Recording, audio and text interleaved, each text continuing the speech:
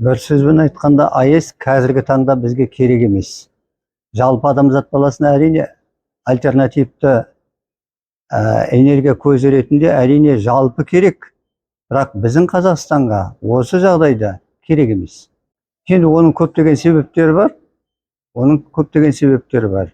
Біз Қазақстан сияқты көмірсутекке бай елге оның не керегі бар? Көмірсутегің толып тұрған болса, АЭС-ті жасау технологиясы біздің маңымыздағы елдерде әлі де болса күмән тудыратын болса, оны не қыламыз біз күмән тудыратын елдерге салдырып?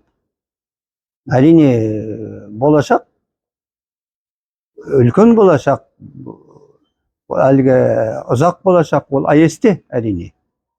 Бірақ қазіргі жағдайда біздің Қазақстанға ол керек емес. Оның басқа да әрине себептері бар. Оның ең үлкен себебінің бірі ол саяси себеп.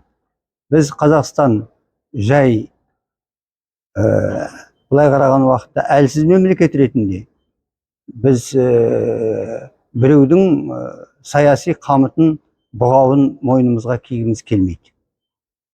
Дүйсенбаев Баймұхамбет, мен зейнеткермін.